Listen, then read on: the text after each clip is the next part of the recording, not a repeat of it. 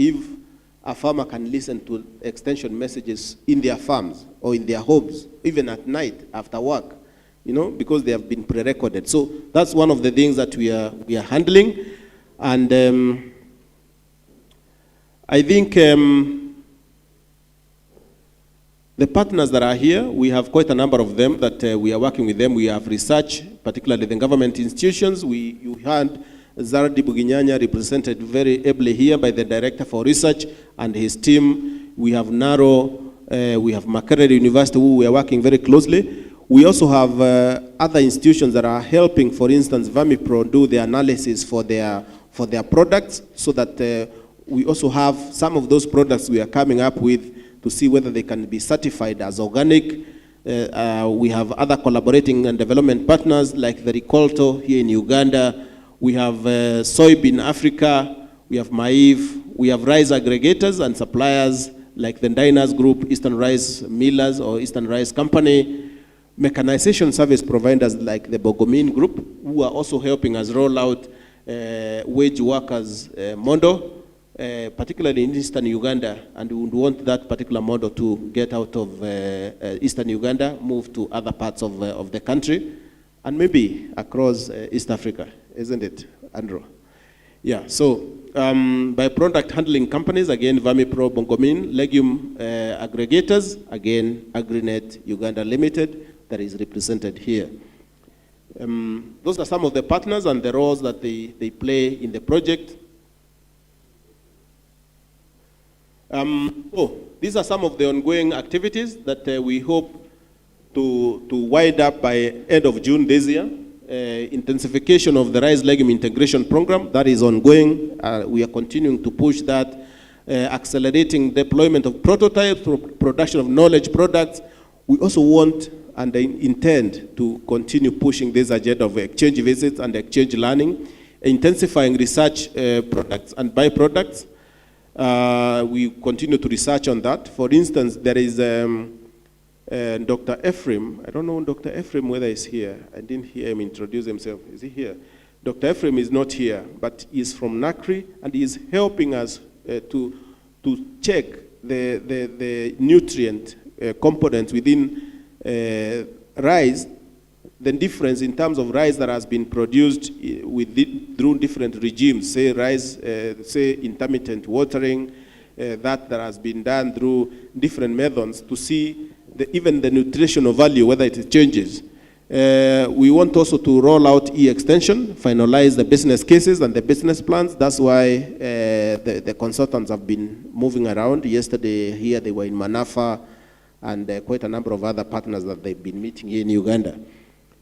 And we also intend to convene national dialogues on particularly the use of rice byproducts and the impact of rice production on climate, and how we can mitigate that through climate smart interventions. And basically also document our impact as we've continued to do. You saw quite a bit of documentaries there from Kenya before we started off the program, and also here in Uganda. Proceed. Those results that I just mentioned, we really produced them in very tight conditions, very hot conditions, particularly the restrictions of COVID-19. I think I cannot overemphasize that. Proceed. So, why are we here today? Yeah?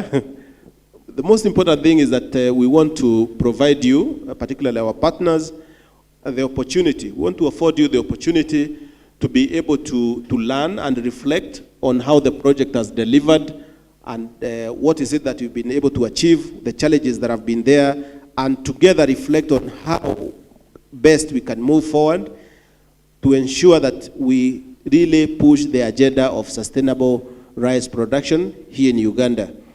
Next. So the findings from this particular learning event, and that's why we have consultants seated there to capture the learnings from this particular event. The learnings will inform how do we move forward, what do we focus on, what opportunities do we pursue aggressively, how do we upscale, how do we outscale, and stuff like that. So the rest are pictorials. You can see these are beans in a paddy field that has just been harvested. Same case with the, that's a demo plot at the gate of Ponyende. That's at your gate, the first photo. We took that photo when we visited you at AgriNet. Next. So, these are some of the farmers' field days that we have conducted. These are farmers during field days. And you can see this rice has been harvested from a sustainable rice production demo plot, because we have set up quite a number of demo plots out there for farmers to come and learn. Next. Yeah, composting. Yeah. And we actually intend to ensure that farmers are able to do what we call baling of these rice straws and also treating them better to become animal feeds.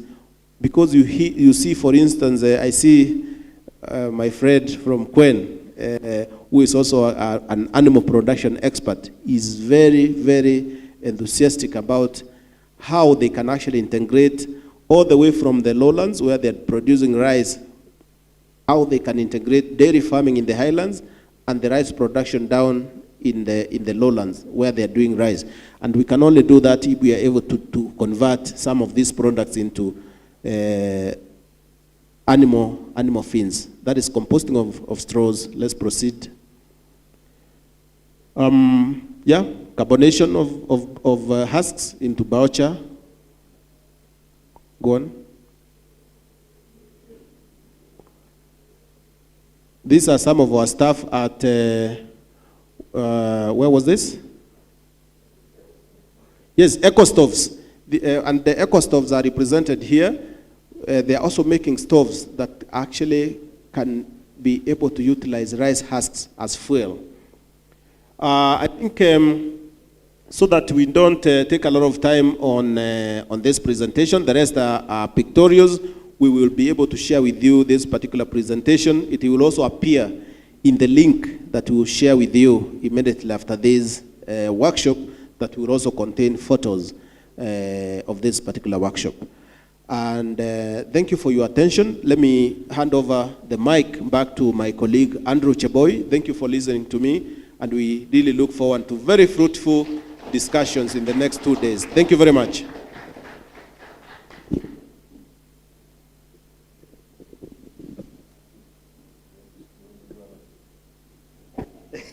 Now I'm asking Anthony whether he has the virus, but because we've been using the same car with him for the last 1 week. Now, thanks, Anthony. Those are the results. Remember, this was a pilot phase, so we were testing some things, some models, whether it's working. And so, because we've been part of the implementation, we don't want to, we cannot be the same people who distill what's working and what's not working. So we want someone external who can ask the tough questions around this: what's working, what's not working, what lessons can we learn, what are the challenges, how can we do it better, even as we reflect on the next phase of this project. So I know it's around 11, but and I know there are people also who came from home, so we can't assume that everyone took the same size of breakfast across the board. But as Lillian confirms whether tea is ready, Lillian is in charge of our welfare, I will ask the team of consultants to introduce themselves, introduce the topic, the next phase of the discussion. Then maybe after that you can break for tea and come back and get into the rigorous aspects. I think the rest of the parts were both the political, like what the CEO was doing, was welcoming us. We now get into the technical aspects of this learning event. Thank you very much. Michael?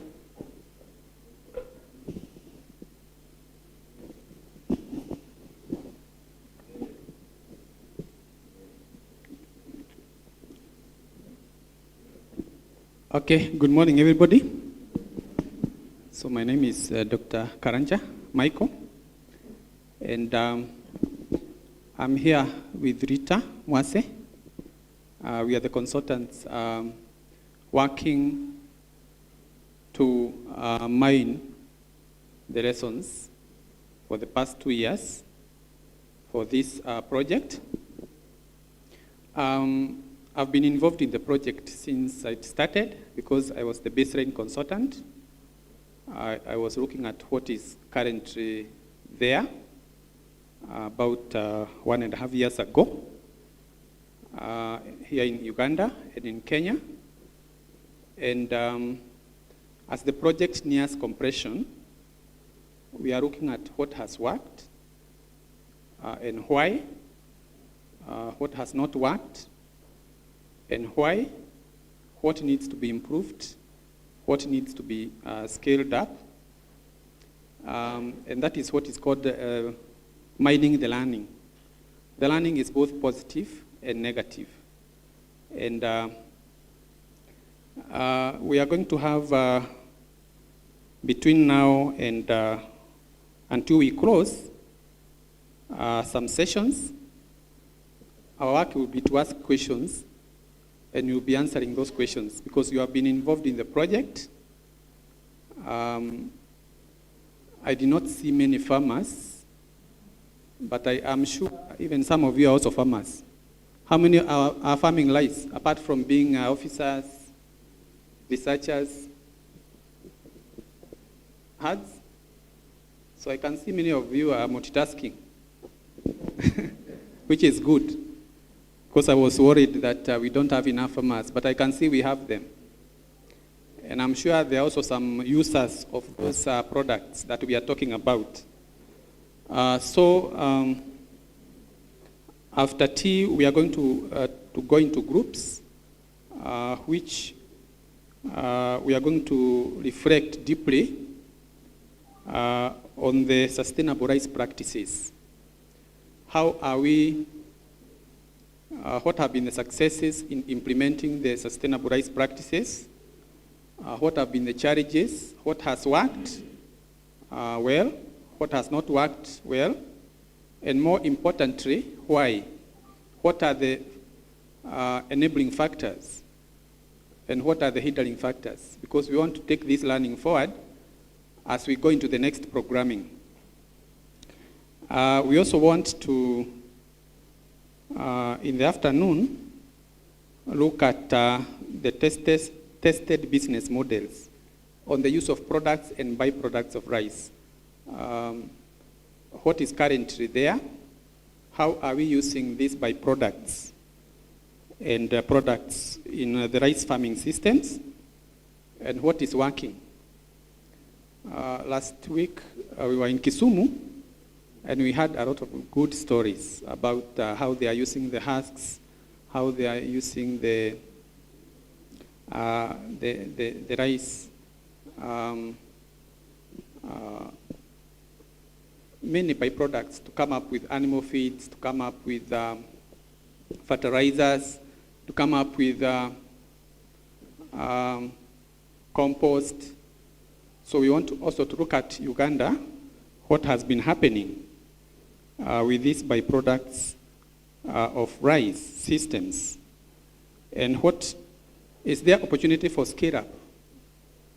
Because we don't want just to produce rice, we also want to make use of the byproducts. And as Dr.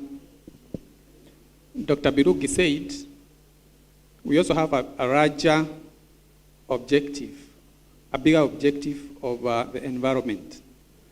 Because if you don't remove that straw from the rice fields, you leave it to decompose there. The issue of methane, which really results in global warming, up to 60 times more than carbon dioxide, comes up. So how are we protecting our environment? By removing these products from rice fields and using them in a beneficial manner. So we are going to have all that discussions after break. So I urge you, because of time, take the shortest time possible. Like how many minutes? 20 minutes, and then we come back so that we can go into groups. We are going to organize you into those groups and what to discuss in those groups. Thank you. Good. Thanks, Michael and your team. Lillian tells me our tea is ready. So kindly let's break for tea for the next 20 minutes. And for our number, we have to have some self-discipline. So let's spend the 20 minutes and we come back at the expiry of that. If you can come early with your cup of tea, the better. Santeni sana, enjoy your tea break. Thank you.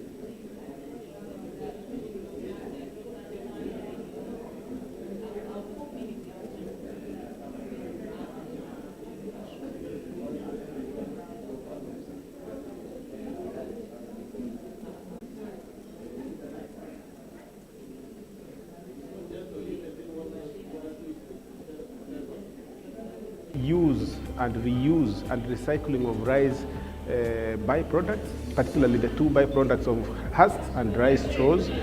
So we want to show that those kind of initiatives, first of all, are sustainable, they are commercially viable through empirical evidence.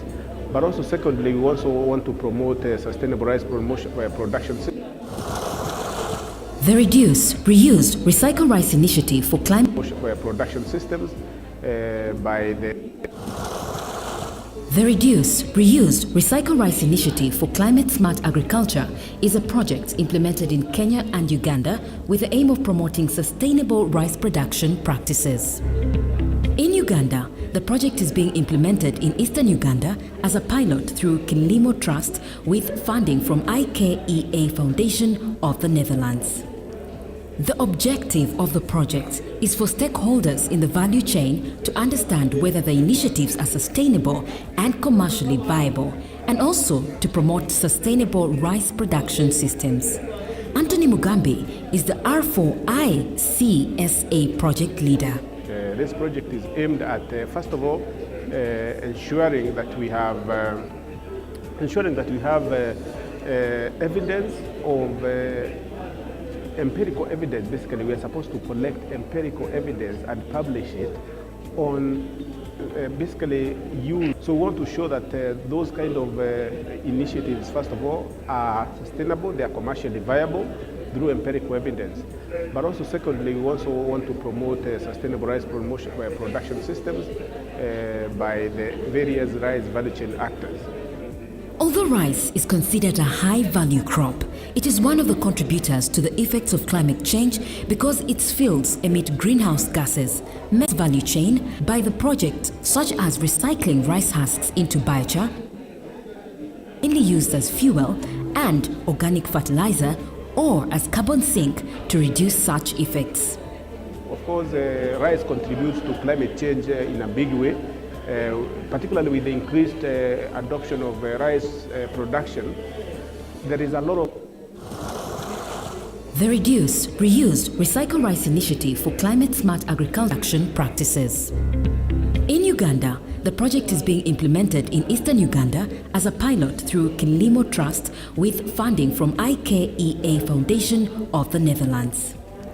The objective of the project is for stakeholders in the value chain to understand whether the initiatives are sustainable and commercially viable, and also to promote sustainable rice production systems. Anthony Mugambi is the R4ICSA project leader. This project is aimed at, first of all, ensuring that we have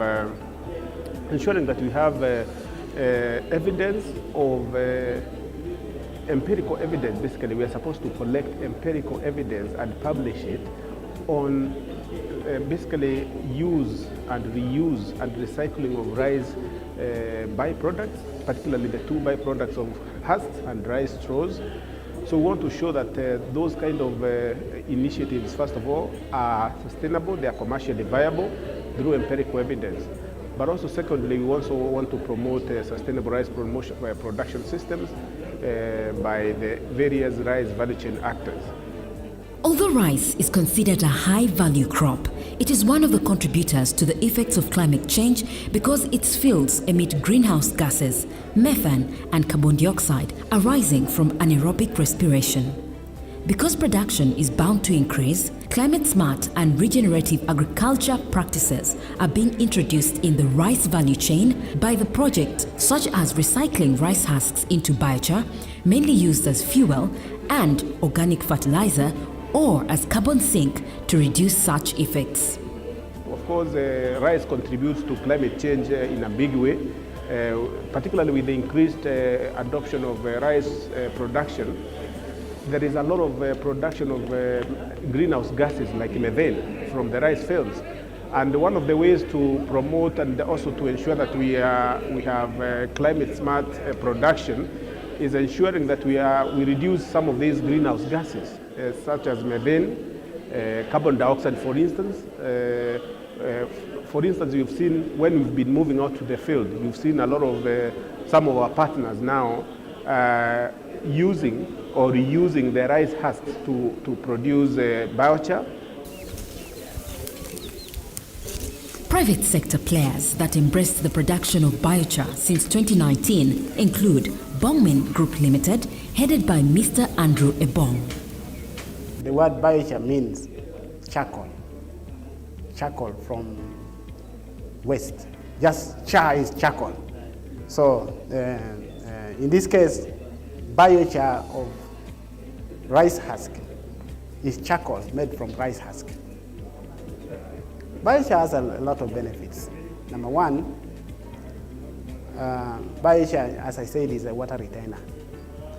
It holds water for a longer time. Number two, biochar enhances microbial activities. The microbial activities, in the long run, enhances the soil structure. It improves the soil structure, soil aerations, and so on. Biochar is a buffer, soil pH buffer. When it is, it's towards neutral.